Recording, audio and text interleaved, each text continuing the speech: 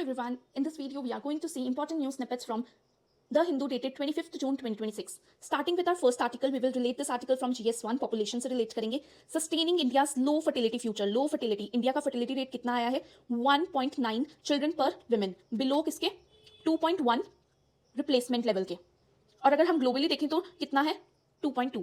अब यहाँ पे एक डेटा गिवन है जिसको हम याद कर सकते हैं और इसको हम यूज कर सकते हैं एल्डरली के ऊपर.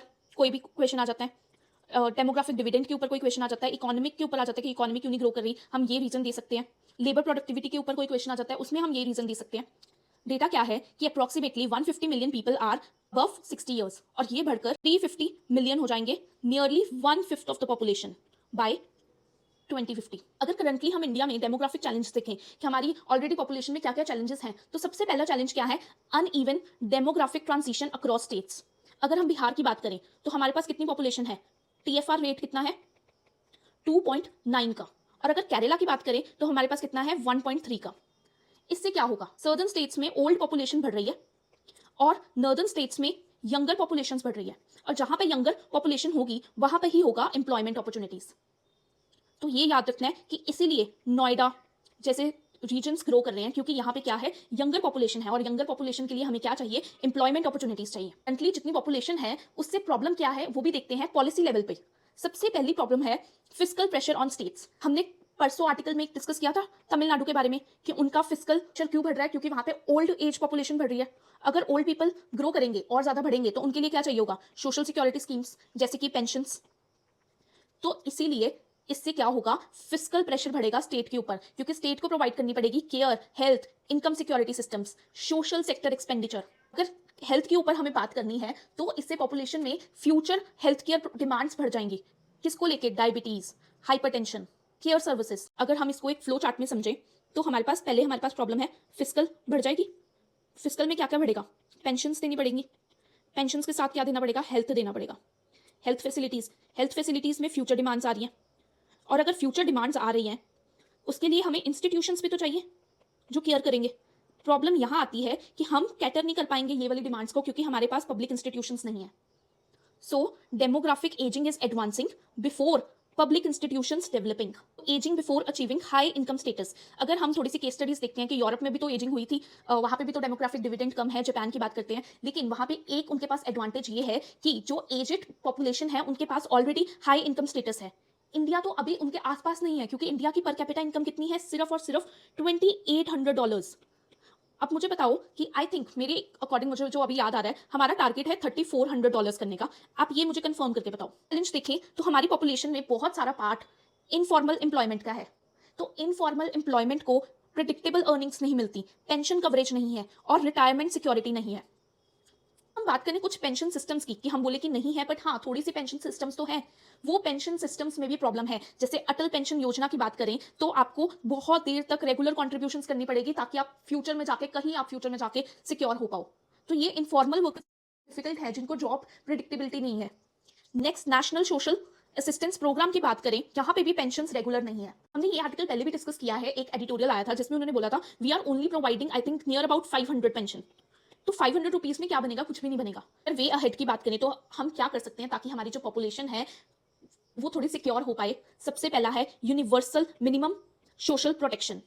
हम मिनिमम पेंशन फ्लोर बता सकते हैं कि इतनी तो आपको पेंशन मिलेगी ही मिलेगी. ये भी उसी आर्टिकल में डिस्कस था. फिर से रिपीट हुआ है, तो मतलब आप देख रहे हो कि कितने आर्टिकल्स दोबारा रिपीट होते हैं और ऐसे आपकी रिवीजन होती रहेगी. Must integrate geriatric care into primary health care, district health planning, nursing होनी चाहिए, स्पेशली मेडिकल एजुकेशन में आप इंक्लूड करो. अगर हम कनाडा या वेस्टर्न कंट्रीज की बात करें, वहां पे already elderly care services paid available है. हमारे यहाँ पे अनपेड है, इसलिए उसकी क्वालिटी हमेशा अप टू मार्क नहीं रहती. नेक्स्ट बात करें तो डेमोग्राफिक डिस्पैरिटीज को कम करने के लिए अभी हमने ऊपर एक पॉइंट देखा कि जहाँ पे सर्दर्न स्टेट्स में कम हो रही है पॉपुलेशन, तो अगर हमें उसमें पॉपुलेशन को बढ़ाना है तो हम माइग्रेशन सपोर्ट कर सकते हैं. और ये माइग्रेशन के लिए हम क्या प्रोवाइड कर सकते हैं? Educational facilities, health, social security.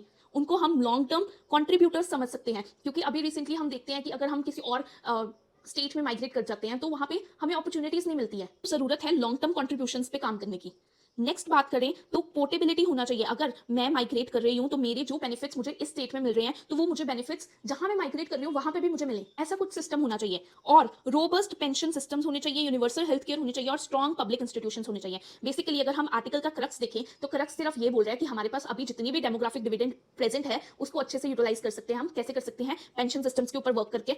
और आप एक और चीज लिख सकते हो, एक्टिव एजिंग के ऊपर काम करके।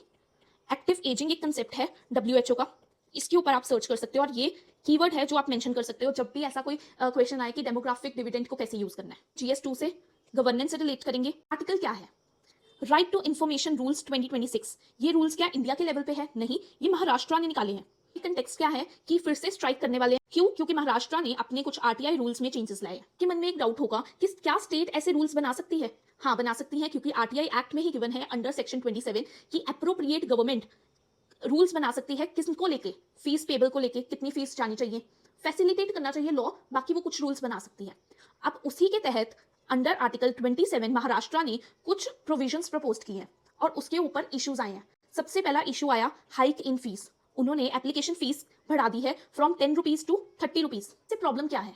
अगर हम ओरिजिनल बात करें तो 10 रुपीज होनी चाहिए थी। ऐसा हमने 10 रुपीज क्यों रखा है? क्योंकि हम चाहते हैं कि कॉमन मैन के ऊपर फाइनेंशियल बर्डन ना पड़े, कोई ऐसा फाइनेंशियल बैरियर क्रिएट ना हो। और उसके ऊपर 30 रुपीज तो बढ़ाई है, उसके ऊपर और ज्यादा बढ़ा दी है। अगर आपने अपील्स करनी है तब आपके पास 100 रुपीज तक फीस चली गई है। आर्ग्यूमेंट ये है कि अगर आपने फीस बढ़ाई है तो आप ऐसे करो कि आप पेनल्टीज भी बढ़ाओ। जब ऑफिशियल्स काम ना करें तो उनके ऊपर जो पेनल्टीज हैं वो भी आप फिर स्ट्रिंजेंट करो, सो दैट वो भी अच्छे से काम करें।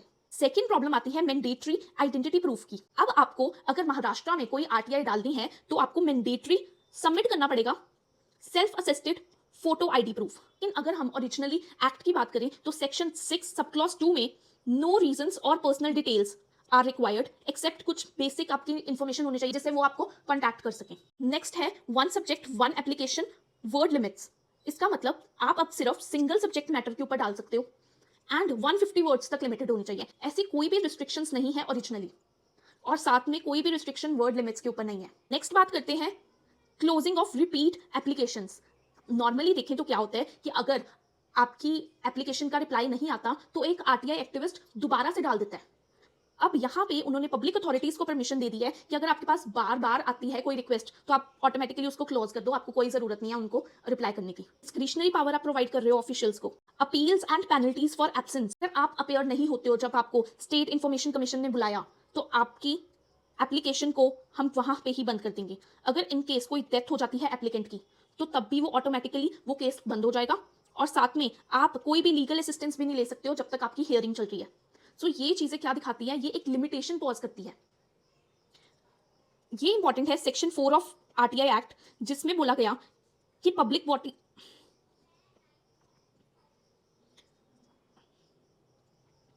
सो बेसिकली अगर हम इसका क्रक्स देखें तो हम देख रहे हैं कि आरटीआई के ऊपर कितनी ज्यादा रिस्ट्रिक्शंस डाली जा रही है। राइट टू इन्फॉर्मेशन हमारी कर्ब की जा रही है। राइट टू इन्फॉर्मेशन हमारे पास कहाँ आती है? आर्टिकल 19(1)(a) में। यहाँ पे हमें इसको अवेल करने के लिए प्रॉब्लम्स आ रही है। इसी के बेसिस पे महाराष्ट्र में स्ट्राइक करने के बारे में बोला जा रहा है। आरटीआई एक्ट का सेक्शन 4 वेरी इंपॉर्टेंट जो बोलता है कि पब्लिक बॉडीज को खुद से अपना डेटा पब्लिश करना चाहिए, जो कि हमेशा नहीं किया जाता। तो थोड़ा सा क्रक्स देखना है आरटीआई का तो हमें इसमें सेक्शन 4 पता होना चाहिए, हमें सेक्शन 6(2) पता होना चाहिए, हमें सेक्शन 8 पता होना चाहिए। ये सब कुछ आप गवर्नेंस में पढ़ते हो। और आज का आर्टिकल बस यहाँ तक ही था, जो महाराष्ट्र के रूल्स चेंज हुए हैं बस हमने वही देखना था। नेक्स्ट बात करते हैं जीएस2 से बॉन्डेड लेबर। इसके ऊपर कुछ नहीं है, ये एक आर्टिकल है जिसमें उन्होंने बताया है कि जो बॉन्डेड लेबर के विक्टिम्स थे उन्होंने कुछ बातें बताई हैं। हम उसमें से एक चीज देख सकते हैं कि बॉन्डेड लेबर अभी भी क्यों है। सप्लाई साइड पे तो है ही, डिमांड में क्या है, मतलब एक इंसान कैसे फंस जाता है उसकी बात की है। रीजन है इकोनॉमिक हार्डशिप्स। अगर आपके पास मनरेगा लेबर लॉज के तहत अच्छे अपॉर्चुनिटीज नहीं है, इंप्लीमेंटेशन इन स्कीम्स की वीक है, तो एक इंसान इकोनॉमिकली फंस जाता है। अगर कोई उसको बोलेगा कि मैं तुझे इंप्लॉयमेंट प्रोवाइड करूंगा, वो जो प्रॉमिस है मैं तुझे इंप्लॉयमेंट प्रोवाइड करूंगा, अब कौन सी इंप्लॉयमेंट कैसी इंप्लॉयमेंट, से वो बॉन्डेड लेबर में फंस जाता है। इस आर्टिकल हम जीएस2 से रिलेट करेंगे, गवर्नेंस से रिलेट करेंगे, जीएस3 से रिलेट कर सकते हैं, डिजास्टर मैनेजमेंट से रिलेट कर सकते हैं। What is the news? News is right to trauma care under article 21 is upheld. कौन से केस में? Save life foundation case 2026। Trauma care क्या है? ट्रॉमा केयर है कि हम सिर्फ हॉस्पिटल के ट्रीटमेंट को नहीं देखेंगे। अब एक इंसान का अगर एक्सीडेंट होता है तो उसके पास ये एक्सीडेंट से लेके वो कैसे हॉस्पिटल तक पहुंचता है उसके भी राइट्स हैं। मतलब अब उसका एक्सीडेंट हुआ और वो वहां पे पड़ा रह गया, तो उसका right to trauma care violate होगा। इसके लिए सुप्रीम कोर्ट ने कुछ डायरेक्शंस प्रोवाइड की हैं on emergency response systems. Positive applications बनाएगी स्टेट के ऊपर। Unified emergency helpline, we are having already बहुत सारे नंबर्स, हमें उनको इंटीग्रेट करना है अंडर 112। सेकेंड है हमारे पास गुड स्मैरिटन प्रोटेक्शन। एक्सीडेंट के टाइम पे अगर कोई पर्सन पहले हेल्प करता था तो उसको बहुत ज़्यादा पुलिस तंग करती थी, इन्वेस्टिगेशन होती थी, उसके अगेंस्ट भी इन्वेस्टिगेशन इनिशिएट की जाती थी, इसलिए कभी भी कोई एक्सीडेंट होता था तो लोग भाग जाते थे वहां। अभी उनको प्रॉपर प्रोटेक्शन चाहिए, उनकी प्रॉब्लम्स को सुनने के लिए मैकेनिज्म सेटअप करो, डिजिटली करो या फिजिकली करो। इस एम्बुलेंस रिफॉर्म्स हमारी पब्लिक एंड प्राइवेट एम्बुलेंस को कंप्लाई करना चाहिए नेशनल एम्बुलेंस कोड के साथ, एंड प्लस उनमें जीपीएस सिस्टम्स बहुत अच्छे से वर्क करने चाहिए और हेल्पलाइन नंबर भी इंटीग्रेट किया होना चाहिए। बात करें hospital and trauma care infrastructure की, तो वो पब्लिकली मैप्ड होना चाहिए, कहाँ जाना है, कहाँ पे हॉस्पिटल्स हैं, और ट्रांसपेरेंट उनकी फंक्शनिंग होनी चाहिए। पीएम राहत स्कीम इंप्लीमेंटेशन वेरी इंपॉर्टेंट, जो प्रोवाइड करता है cashless treatment for road accident victims, इसको प्रॉपर्ली इंप्लीमेंट करना चाहिए। बात करते हैं ministry of health and family welfare को सुप्रीम कोर्ट ने बोला है that create national trauma registry, पूरी डेटा कलेक्शन करो कि कितने एक्सीडेंट्स होते हैं और कितने लोग हॉस्पिटल पहुंच पाते हैं। इससे क्या होगा, जहां पे भी डेटा आता है वहां पे बहुत अच्छे से टारगेटेड मैनेजमेंट की जाती है।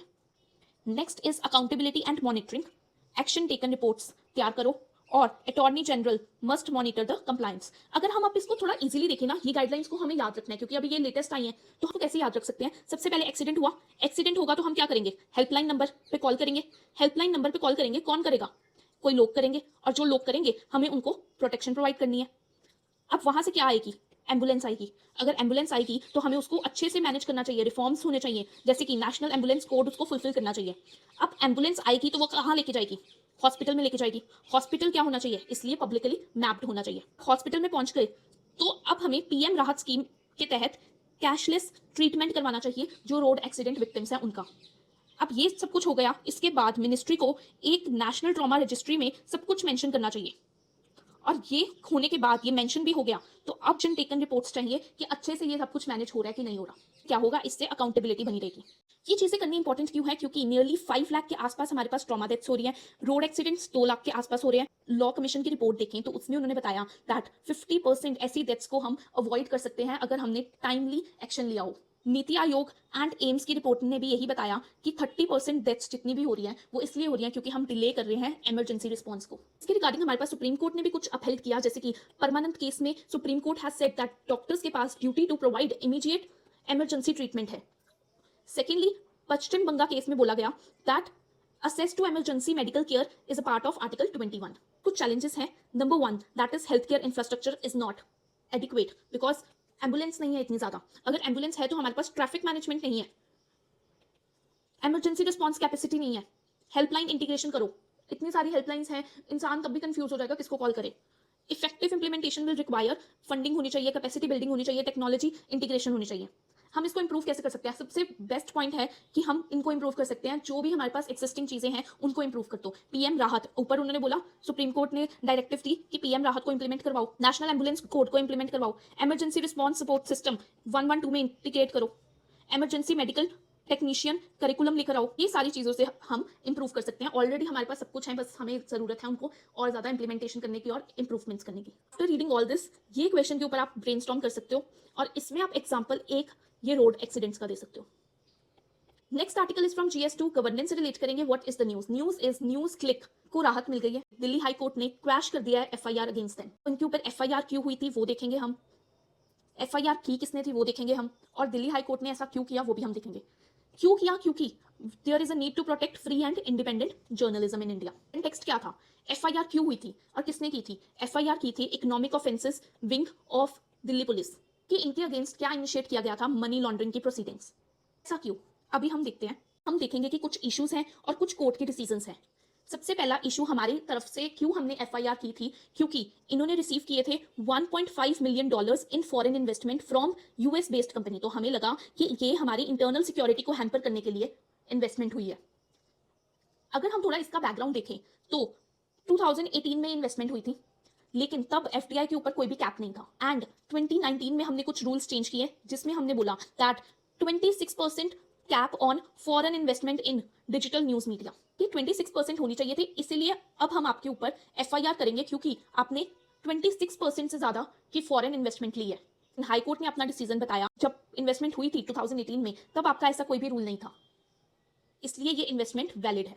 इस इन्वेस्टमेंट के कारण हमने बोला कि इन्होंने वायोलेट किया है FDI rules and FEMA regulations, लेकिन हाईकोर्ट ने बोला कि इन्होंने कुछ वायोलेट नहीं किया क्योंकि ये इन्वेस्टमेंट ऑटोमेटिक रूट के तहत आई थी और जिसको अप्रूव किया गया था बाय आरबीआई, इसलिए कोई भी फेमा के रूल्स वायलेट नहीं हुए।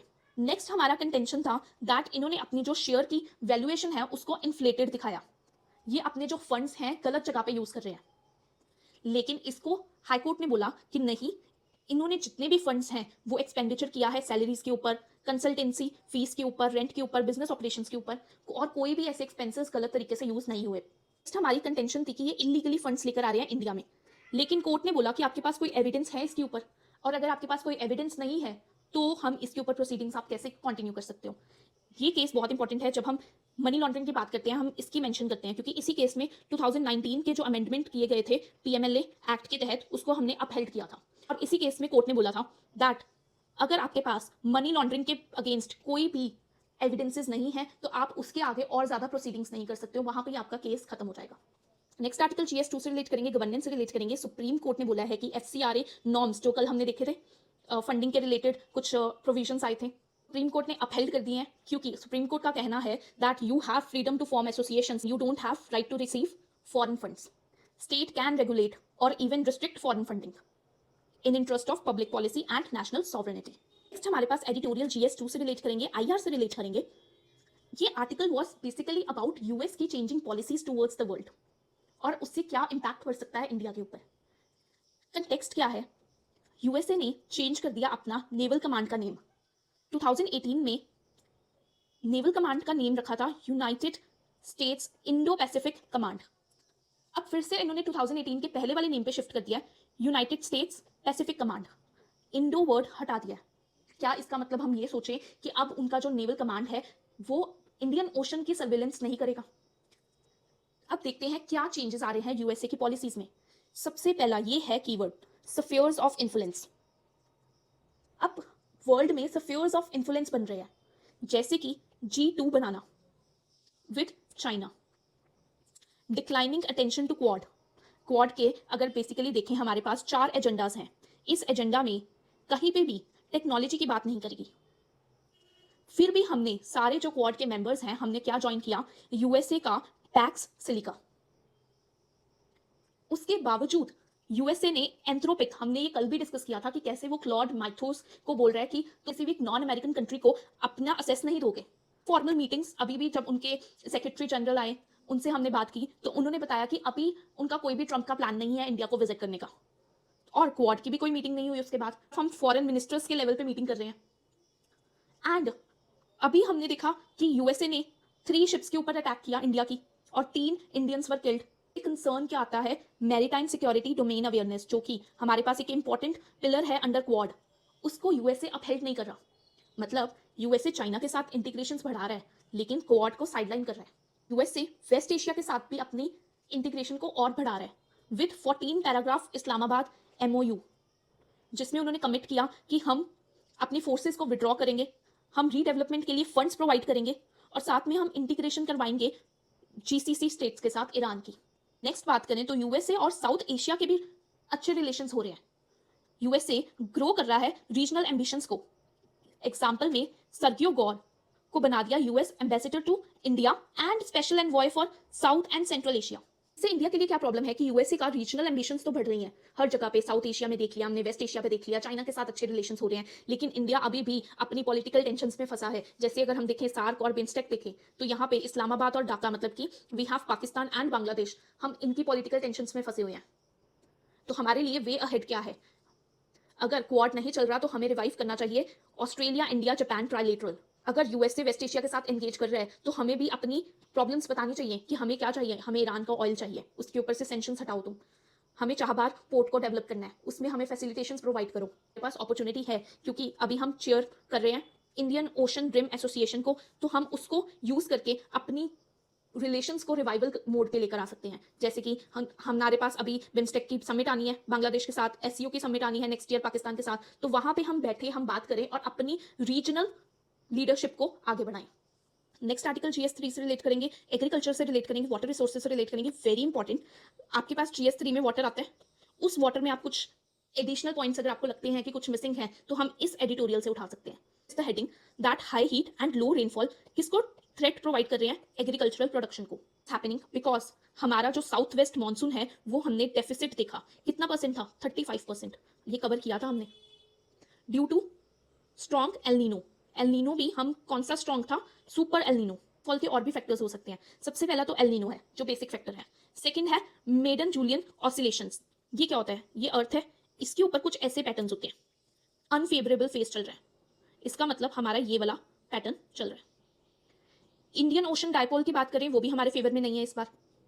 और रीजनल वेरिएशंस की बात करें तो नॉर्थ वेस्ट इंडिया में तो बहुत ज्यादा रेनफॉल हो रही है, अबव एवरेज, लेकिन सेंट्रल और नॉर्थ ईस्ट में हमने डेफिसिट्स देखे हैं। क्या होगी? सबसे पहले इंपैक्ट ऑन एग्रीकल्चर। हमारा 60% रेन फेड एग्रीकल्चर है। गर्मी इतनी ज्यादा होगी तो एक तो एग्रीकल्चर पे इंपैक्ट पड़ेगा, पानी नहीं है हमारे पास। दूसरा लेबर प्रोडक्टिविटी के ऊपर, इतनी गर्मी में अगर वो काम करेंगे तो उनकी लेबर प्रोडक्टिविटी भी कम होगी। और हमने देखा था लेबर प्रोडक्टिविटी के लिए सेवा जैसी ऑर्गेनाइजेशंस कुछ इंश्योरेंस स्कीम्स निकाल रहे हैं। स्ट्रेस पड़ेगी प्लांटेशन क्रॉप्स के ऊपर, जैसे कि कार्डमम। ऑयल मॉइस्चर कम हो जाएगा, क्रॉप वल्नरेबिलिटी बढ़ जाएगी। और स्पेशली अभी हमारा कौन सा सीजन चल रहा है? खारिफ क्रॉप्स का सीजन चल रहा है, जैसे कि राइस, पल्सेस, ऑयल सीड्स। तो अगर ऐसे रेनफॉल कम होगी तो उनका सोइंग शेड्यूल हमारा खराब हो जाएगा। ये खराब होगा तो यील्ड्स हमारी कम हो जाएंगी, और यील्ड्स कम हो जाएगी तो फिर से हमें डिपेंडेंट होना पड़ेगा इरिगेशन के ऊपर। फर्टिलाइजर्स से भी इंपैक्ट पड़ रहा है। चाइनीज एक्सपोर्ट रिस्ट्रिक्शंस हैं, जियोपॉलिटिकल टेंशन हमने वेस्ट एशिया में देखा, हमारे जो शिप्स फंसी हुई हैं पर्शियन गल्फ में, वहां पे क्या है? फर्टिलाइजर्स हैं उनमें। इन्फ्लेशन एंड इकोनॉमिक इंप्लीकेशंस बढ़ सकते हैं। अभी हमने देखा था फूड इन्फ्लेशन हमारी बढ़ गई थी 3.9% आई थिंक। तो इससे हम कितने सारे डेटा देख रहे हो, आप कनेक्ट कर पा रहे हैं? हमने अभी सिर्फ 1 वीक की न्यूज को ही इसमें कितनी बार रिपीट कर लिया है। तो पल्सेस के प्राइसेस बढ़ सकते हैं, वेजिटेबल्स के प्राइसेस बढ़ सकते हैं, हाउस होल्ड कंजम्पशन इफेक्ट हो सकती है, मॉनेटरी पॉलिसी डिसीजंस इंपैक्ट हो सकते हैं, फिजिकल प्रेशर्स बढ़ सकते हैं, सब्सिडीज देनी पड़ेंगी हमें। अब देखो फिजिकल प्रेशर्स स्टेट के दो तरीके से बढ़ रहे हैं, एक हमारी डेमोग्राफिक, हमें ओल्ड एज सब्सिडीज देनी पड़ेगी, और दूसरा एग्रीकल्चर अगर फेल हो रहा है उसमें भी हमें सब्सिडीज देनी पड़ेगी। Then what is the need? Need is to shift from rain centric to water centric planning. Rain के ऊपर डिपेंड मत हो, वाटर के ऊपर हो। जितना आपका वाटर है उसके हिसाब से वाटर बजटिंग करो। वाटर बजटिंग कैसे होगी? जब आप देखोगे कि एग्रो क्लाइमेटिक कंडीशंस क्या है। अगर आपके रीजन में वाटर अवेलेबिलिटी कम है तो आप शुगर केन जैसी क्रॉप्स मत उगाओ, आप फोकस करो drought resistant and climate resilient seed varieties. Last year हमने देखा था 109 seed varieties were launched by PM, तो उन पे फोकस करो, रिसर्च एंड डेवलपमेंट पे पैसे लगाओ, बेटर वेदर फॉरकास्टिंग करो। वेदर फॉरकास्टिंग के लिए कौन सा ऐप यूज करो? मेघदूत, ठीक है। Then we have institutional and governance reforms लेकर आओ। आप क्या कर रहे हो? आप साइलोज में ये सारी पॉलिसीज बना रहे हो, आप इंटीग्रेशन बताओ। मिनिस्ट्री ऑफ एग्रीकल्चर का इंटीग्रेशन बनाओ मिनिस्ट्री ऑफ जल शक्ति के साथ, और इन तीनों को आप साथ में जोड़ो, इंडिया मेट्रोलॉजिकल डिपार्टमेंट को भी। नेक्स्ट कुछ मिसलेनियस टॉपिक्स में हमारे पास टॉपिक आता है पीएम श्री का। पीएम श्री हम किसके लिए लेके आए थे? हमने स्कूल्स को एफिशिएंट बनाना था, उनका इंफ्रास्ट्रक्चर इंप्रूव करना था, ठीक है। तो अब ये स्कीम किसके अंडर आती है? ये सेंट्रली स्पॉन्सर्ड स्कीम है, मतलब कि इसमें स्टेट भी पैसे देंगे और सेंटर भी पैसे देंगे। ये 14,500 स्कूल्स को एफिशिएंट बनाएंगे, इंफ्रास्ट्रक्चर इंप्रूव करेंगे। कौन मैनेज करेगा? ये इंपॉर्टेंट है क्योंकि ये आई थिंक किसी पीसीएस में पूछा गया कि मैनेज ये सिर्फ सेंटर करती है। नहीं, सेंटर नहीं करती है, सेंट्रल गवर्नमेंट भी कर सकती है, स्टेट भी कर सकती है, यूटी भी कर सकती है, और लोकल बॉडीज भी कर सकती है। पीरियड के लिए है 2022 से लेकर 2027 तक। रेगुलर इवैल्यूएशंस होगी under school quality assessment framework. Geo tagging होगी स्कूल्स की, एंड मॉनिटरिंग की जाएगी फॉर प्रॉपर वर्किंग। आज के लिए बस इतना ही है। Thank you, and thank you everyone who is supporting. I know may be मुझे लगता है कि शायद ये मुझे समझ आ रहा है तो आपको भी ये हेल्प करता होगा। अगर आपको कोई भी रिव्यूज है कि कुछ चीज़ें आपको नहीं समझ आ रही है तो आप शेयर कर सकते हो, अगर मेरे से होगा तो मैं उसको चेंज कर सकती हूँ। बाकी thank you for supporting. There are so many people जिनको मैं जानती भी नहीं हूँ, but they are so sweet, and मतलब थैंक्स यार। So thank you for joining, keep studying, work hard.